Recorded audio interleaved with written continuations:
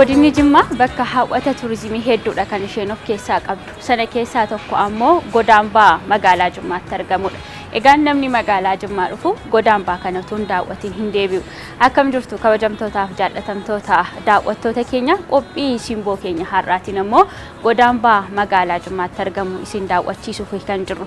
Egaa Godaambaa kana kan nu daawwachiisu ogeessa of biraatii qaba. Sana wajjin wal barree gara daawwannaa keenyaatti kan dabarru ta'a. Nu waliin turaasiniin jenna. Akkam.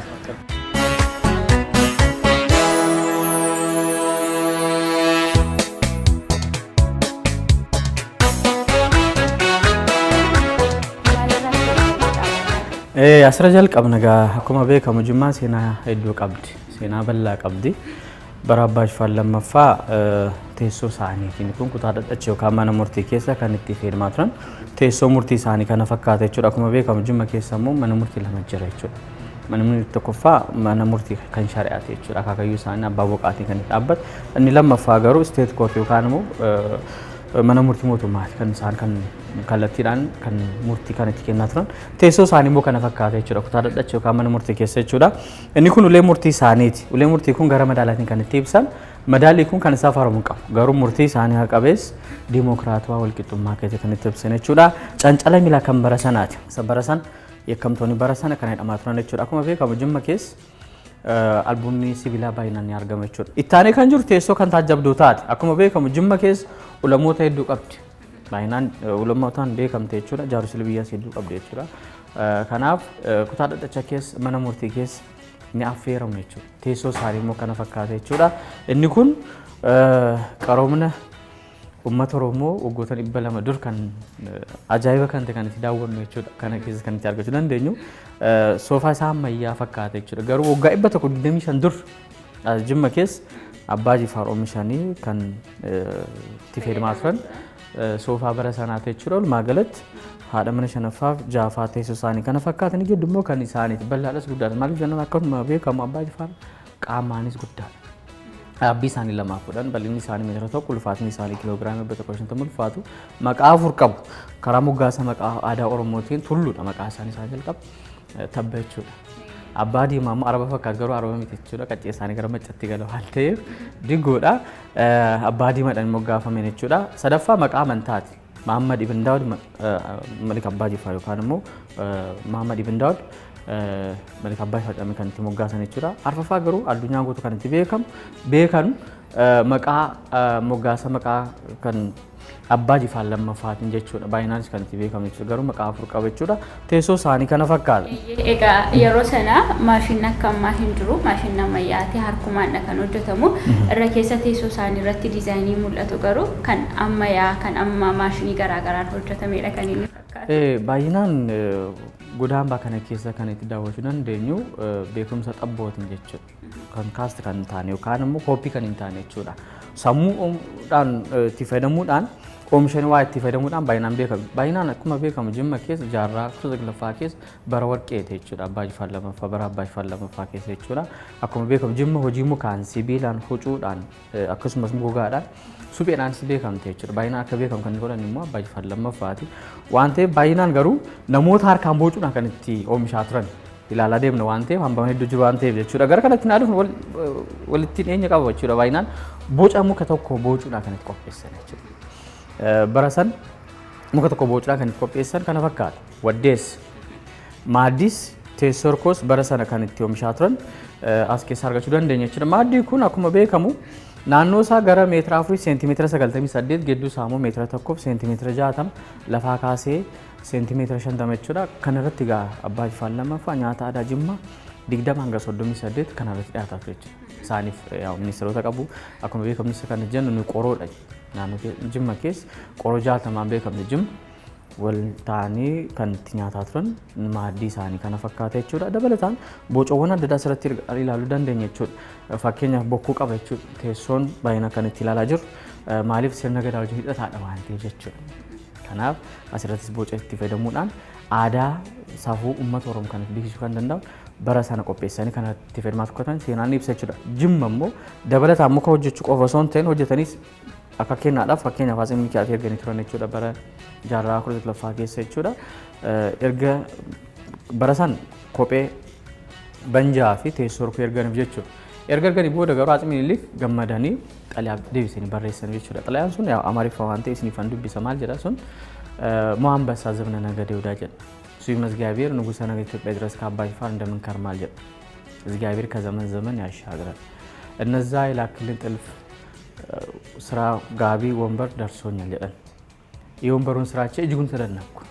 ፈረንጅ ሀገር ከሚሰራ ይበልጣል እንጂ አንስም ጀን በሬሰነችውዳ ጳጉሜ ቶኮ ቁዳ ሰገል ተመኬስ ከንቲ በሬሰን ጣሊያን ኩን ቶኮ ከነረቲ በቹ ደንደኙ ሃይሮ ጋሪ ሳን kan gidduu isaan kan qabu ilaalu dandeenya dabalataan immoo mukni jimma hojii muka jimma keessa kan jiru hammam nu qofa osoo hin ta'in faranjoonni iyyuu akka gammadanii kan itti dinqisiisaa akka turan kan irratti hubachuu dandeenya jechuudha. Gara itti aanutti naa dhufu saanduqa dhaabbii kan bara sanaati jechuudha. Inni kunis beekumsa xabbootiin kan itti qopheessan koopii osoo hin godhin jechuudha. Sammuu isaanii oomishuudhaan kanaatti fayyadamaa turan jechuudha. Diizaayinii kun masaraa irratti argachuu dandeenya jechuudha. Waggoota 140 dur as jimma keessa kan itti qopheessan jechuudha. Waa'ee dhaabbii isaanii naa kaasu namoonni shakku garuu dhugaadha haqa qabeessa waan ta'eef jechuudha. Dhugoomsuudhaaf immoo kan ilaaluu dandeenya. Daawwitii isaanii jechuudha. Isaan dhaabbatanii fuula isaanii kan itti ilaalaa turan saanduqa dhaabbii isaanii hojii wal madaalu kan itti hojjetan waggaa 140 dur as jimma keessa kan itti qopheessan jechuudha. Kanaaf dhaabbii isaanii hammama? Dhugaadha miti? Kanuuni egaa amma kana isaan dhaabbatanii garuu fuula isaanii as keessa hubataa akka turan yaa qabatamaa hin dandeenya.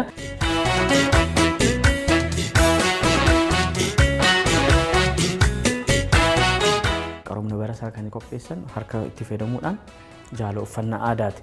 Inni kun jaaloo bulbula dammaa dammiin maas keessa qophaa'a. Damma kan jennu nan alkoolii kan ta'e jechuudha. Namoonni maalbaata birzii jechuu danda'u garuu birzii osoo hin ta'in Araboonni asirra jedhu jechuudha. Isaan musliima waan ta'aniif alkoolii bilisa kan ta'e kan itti fayyadamaa turan jechuudha.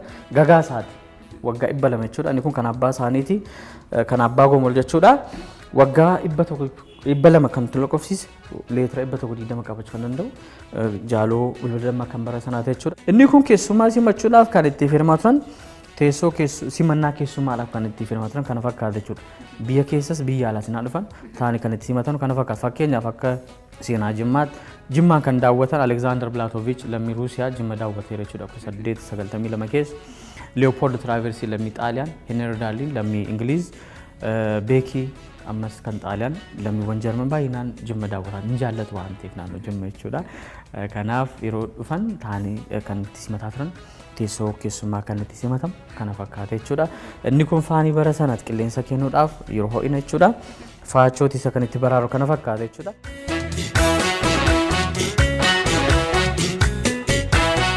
Gara kanatti naa dhufnu kutaan kun kutaa uffannaa aadaa jedhamuudhaan beekama baay'inaan as keessa kan itti ilaalu kan Abbaa Jifaar kan haadha mana isaanii dabalataan hawaasni Jimma bara sana kan itti uffataa turan hambawwan yookaan uffata aadaa wajjin wal qabate baay'inaan kutaa kana keessa argachuu dandeenya. Kanarratti jalqabna akkuma beekamu Abbaa Jifaar hariiroo gaarii biyya alaa wajjin qabu kan Saawudii, Yemen, Zaanzibaar, Taanzaaniyaa kan jiran Parshaa, Iraan, Turk akkasumas immoo Saawudi Arabiyaa wajjin Misraa wajjinis wal qabatee hariiroo gaarii qabu jechuudha. Isaaniif kana wajjin wal qabatee hariiroo gaarii qabu waan ta'eef uffata aadaa hedduu isaaniif ergameera jechuudha. Sana keessa muraasas keessa jiru. Jarri lamman kun kenna kan Misraati jechuudha. Yeroo ayyaanni kabajamu Idil Fixrii fi Idil Adhaa kan keewwataa turan qabatamaan dibaa warqeetii baay'inaan as keessa kan itti ilaalaa jiru kenna Misraati yeroo ayyaanni kabajamu kana keewwataa turan jechuudha. Qabatamaan immoo kana keessa argachuu dandeenya.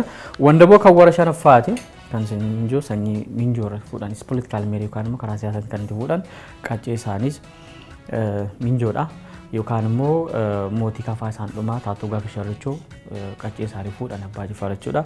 Politikaal meerii yookaan immoo karaa siyaasaa kan itti fuudhan warra haadha mana isaanii shanaffaa kana keewwataa turan. Inni kun warra jaha qabu kan arfanuu as keessa argachuu dandeenya. Sufaala isaanii jechuudha. Warri yookaan immoo haadha mana arfanuu kan itti keewwataa turan as keessa argachuu dandeenya. Gara taanutti dabarra.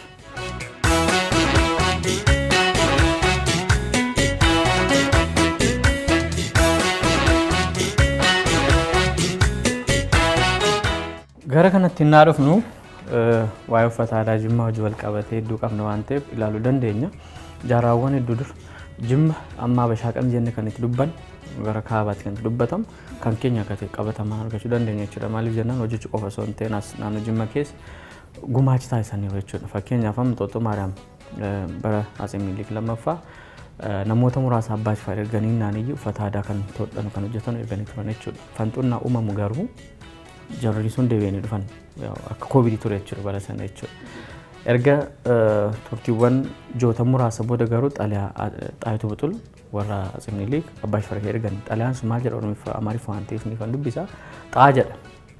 ቻፓ ሳኔት ይችላል ጣይቱ ብራና ዘ ኢትዮጵያ ድረስ ካባጅ ፋር እንደምሰንብታል እግዚአብሔር ከዘመን ዘመን አብሮ ያሻገር እንጀራ እነዛ ይላክልኝ ጠልፍ ጠላፊዎች አንዱ ፈንጣጣ ቢታመም ሌሎቹ ደንግጦ ስለመጡ ጀደን ያንተ አይነት ጥለቱ የሚያምር ቀሚስና አበሻ ቀሚስ የሚሰራልኝ ሰጥቼ የተቸገርኩ ነውና ይደብዳቤ እንደደረሰው ሰዎቹን ፋብሪካውንም ላክልኝ ጀደን የዋንጫው ስራ ጅኑ ድንቅ ነው ከፍ ብሎ አፉ ላይ ሰፋ ለጀዳ ጳጉሜ ለም ኮዳ ሳዴ ሰደተም ሸምበሬ ፈመች ጣሊያኑ ቀበታው ሙዚየም ከነ ከሳርገች ደንደኝቹ ካን ይችላል ጅሩ አበሻ ቀሚስ ይደም ካን ይሉበታም ካንከኛ ከተ ጣሊያ ከነ ረትዩ በቹ ደንደኝቹ ተውኩ ጣሊያ ከነ ተውበቹ ከነ ደንደኝ ሃይሮ ጋር ያከቀበለች ግዱወን ሞቲ ግዱ ጅሩ ማለከ ፈካት ከነ ቱበን ለመፋሞ ሳበሻ ቀሚስ የና መከን ይሉበን ከንጅማ ከተዩ ቀበተማን ከነ ረትያርገች ደንደኛ ከውምሲሳ ይቹ አከተይቹ ደበለት አንገሩ ምን ጅማ ከነ ማልጀ ዋ ከካፊት ይችላል ካንት ጋር እንደነሰነ ይችላል ኩለ ፉናዝ ደዋም ይችላል ኩለ ፉናዝ አማሪፋን ምን ልቅንፈት ለየተምዱበት አመችላ ካና ከንጅማተ ይችላል ኡፈታ ወራነ ሳኒ ካና አባጅ ፋል ለመፋ ካና ፈካተ ይችላል ዋይዶ አናከው ያው ይርማን ለዱት ይችላል ኢሳንስ ከለቲና ይርማታ ነሩ ይርማቹ ቆፈመት ሁምነ ወራነ ይበሸነ ብሻን ተመባሰ ደበለት አንገሩ ሎጂስቲክ ጀነ ካነ ይዱበን ነምኒ ወራነ ዶልና በው ወራኑ ዳፍናበው ኛቹ ዱጎ ቀባይቹ በሶን ኛቱ ሶን ዱጊን ወራነርት ደም እንደው አንቴፍ ቱልፋታ አንቴፍ ሰና ካቨሪ ካንቲ ቆዳን አባጅ ፋል ለመፋተቹ ማርትሬዛ ኩመጃታም ደገርሰ ከነነቹ ሱራሙ ቀበተማን ቀብነ ፋንቴ ይሮ ዱልና ባህን ካናፍ ኡፈታ ወራነ ሳኒ ከነፈካተ ካና አባጅ ፋል ለመፋው ጋይበቶክ ዲደም ተርበቅ ዱር ካንቲ ኡፈታ ነቹዳ ካን አባዱላ ሳኒ ጎጋሌን ጫቲ እንኮን ካንቲ ላላጅር አባዱላ ሳኒ ሞ ካና ከወታትረ ነች ጎጋሌን ጫት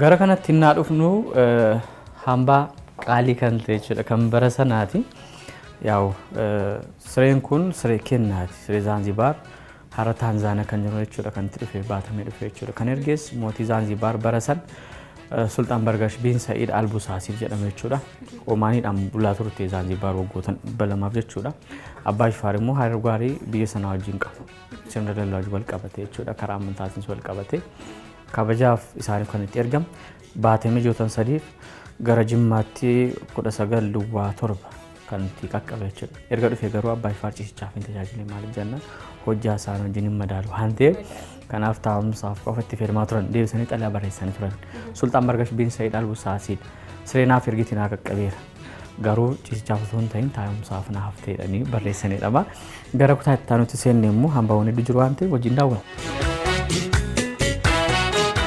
ጋራ ከነቲና ዱፍ ሃምባውን ሄዱ ኩታ ከነ ኬሳ ያገቹ ካን ወበቹ ደንደኛ ዲቤ ደኒ ኮን ዲቤ በረ ሳኒ ሮሞኒ ካበጀም ከንቲ ፈይደማትረን ሬዲዮ ከንበረ ጣሊያን እንኮን ሬዲዮ ሴና መንተ ሮሞጅ ወልቀበተ ስፔሻል አፋንኬኛው ወልቀበተ ዱራን ኢንፎርማል ከንቲ ቤከንቲ ሶን ከነሚስ ማለሙ ቃዲሾ ረከተም ሳቱር ሴና ኔብስ ደበለት ሀገሩ ፎርማል ከንቲ በረ ጣሊያን አስጅመኬስ ከለቲዳን ተምሳከቱር ቀበተማንሙ ሬዲዮ ከናርገቹ ደንደኛ በረሳን ሸንት ሬዲዮ ነው ጀርመኒ ሮሞ ሸንት ሬዲዮ ነው ከር ሴንትር ኦፍ ሬዲዮ ከንደቹዳ ገራ አፋን ሰዓትን አርኪሴ ሸንት ሬዲዮ ነው ጀዲዋ ማይቹ ሴንትር ኦፍ ሬዲዮ ይቹዳ ሪሲቨሪ በረሳናተ ይቹዳ ቁርሰገል ዲግደሚ ሰገል ኬስ ጀልቀበኒ ቁርሰገል ሶዶሚ ኬስ ፊጣን ሙጎቶን ሰዲፍ ተምሳስ ኦርሚፋን ካና እንደ በርሳትሮን አፋን ሻን እንደ በርሳትሮን ለብሲ ወኒ ፕሮፓጋንዳ ጀረቹ ኦሮሚፍ አፋን አረቢፍ አፋን ጣሊያኒ ብሪቲሽ ሷሊ አፋን ጋንፋ አፍሪካ ተከድበታሙን አፋን ጀራት እንደ በርሳትሮን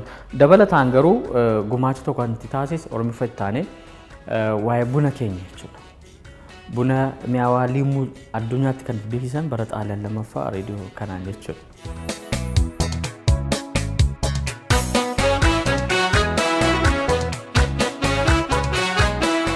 ጅማ ኬሰስ ኮፔን አዳ ቆጳትሬች ቶክ ቅርቃቢ ጀነን ቅርቃቢ ሰበረሰናት ይችላል ካምቦናቲ inni kirummoo kan gannaate jechuudha. Inni geedu jiru garbaayinaan suuraa abbaa jifaar hubattan miilara kan hin dhabne kophee isaanii gogaara kan qopheessan jechuudha. Jalqabaaf abbaa jifaar Atsi Minilikidhaaf iyyuu kan itti ergan Anxooxxoo Maariyaam yeroo daawwattu argachuu dandeenya jechuudha. Isaantu ergeef kophee isa jalqabaa jechuudha. Gara kanatti hinnaa dhufnu hambaawwan yeroo waraana fi ergaadhaaf kan itti fayyadamaa turan gaachana wajjin qabatee boowwanis hedduu as keessaa argachuu dandeenya. Kan itti ilaalaa jiru gabaayinaan kan isaaniiti. Tokko eeboo kan dhadheeraa kana kan itti ilaalaa jirtu yeroo aadaa naa bahan kan qabatanii kan deeman gaachana babal'aas kan isaaniiti jechuudha. Eeboo gosa sadii qabna jechuudha. Eeboo abbaa tokko gaachana wajjin qaban yeroo waraan of eeggannoodhaaf abbaa qara lama mallattoo aangooti akka shanan gibeeti akkuma beekamu namoonni gara mootummaatti naa dhufan amartii qubaa warqee kan irratti keewwatama dabalataan immoo isa kanatu qabatama jechuudha mallattoo aangoo bara sanaati jechuudha. Abbaa qara sadii ergamaa isaanii poostaa geessuudhaaf ergaa dabarsuudhaaf kan itti firmaa turan jechuudha. Inni kun goonoo labsii bara sanaati. Akka nagaarii jedhama garuu nuummoo goonoo labsii jennee itti dubbanna jechuudha. Ergaa dabarsuudhaaf kan itti fayyadamaa turan jechuudha. Waa sadiif tajaajilu yeroo torba rukutame kaffaltii gibiraati labsii gibiraati jechuudha. 14 rukutamee ululleen yoo itti dabalamu waraana. Sadii immoo affeeraadhaaf walumaa galatti meetira 3,000 dhagahama. Kiiloomeetiriitti naa jijjiiru kiiloomeetira 3 dhagahama jechuudha. Akkuma beekamu Jimma qoroowwan 60 beekamte jechuudha. Qoroowwan 60 balbala isaanii fuuldureetti yookaan qilxuu irratti hin kaa'aman kun jechuudha.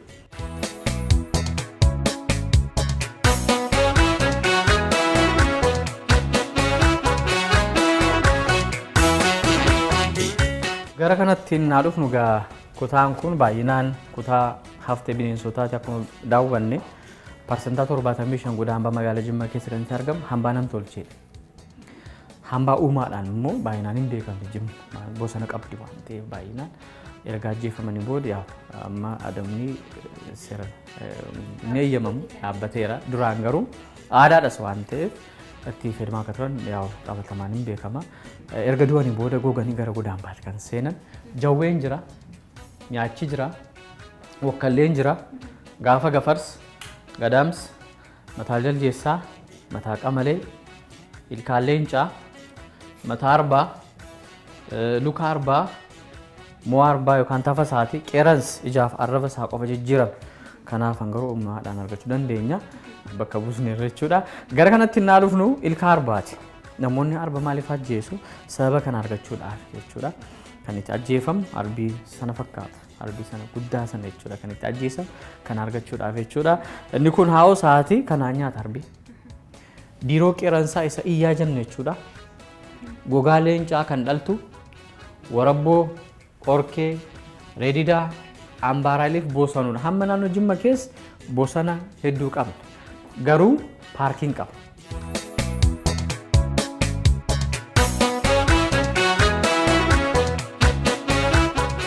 Gara kanatti naa dhufnu gaa kutaa isa dhumaa keessa ni argamna. Kutaa torbaffaadha. Inni kun baay'inaan haa teenyu hanga ammaa dhaabbannee dubbataa ture jechuudha.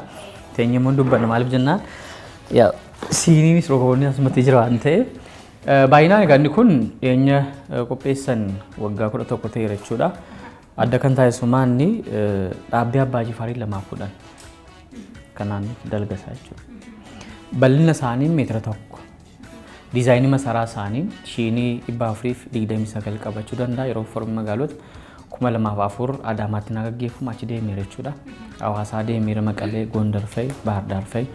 Dabalataan Dirreedawaa deemeera jechuudha. Tokko as keessa kan itti hubachuu dandeenyu Jimma biyya buna argama bunaa waan taateef aadaaf seenaa keessa calaqqisuudha kan itti qopheessu jechuudha. Maaliif jennaan Jimma bunaan simata aadaa isaati jechuudha. Kanaaf kana qopheessineera jechuudha.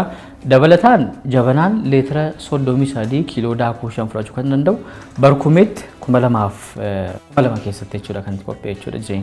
Ammas namoonni ajaa'iba maaliif jennaan namoonni amma teekinooloojii qaroomina bara sana hin cinne jechuudha. Namoota naannoo jireenya dubbee masaraa dubbee namoota sibiila kan itti hojjetan jiru. hojii gogaa kan hojjetanii jiru, hojii suphee kan hojjetanii jiru, hojii mukaa kan hojjetanii jiru jechuudha. Walumaa gala hojii uffannaa aadaas kan hojjetanii jiru jechuudha. Hammas kontiiniitii qabaatee yookaan immoo itti fufiinsa qabaatee hammas itti fayyadamaa ture jechuudha. Kanaaf kana qopheessaniiru namoota jireenya keessa kan jiran jechuudha. Kan itti qopheessan leetira 33 kiiloo daakuu 5 fudhachuu danda'a.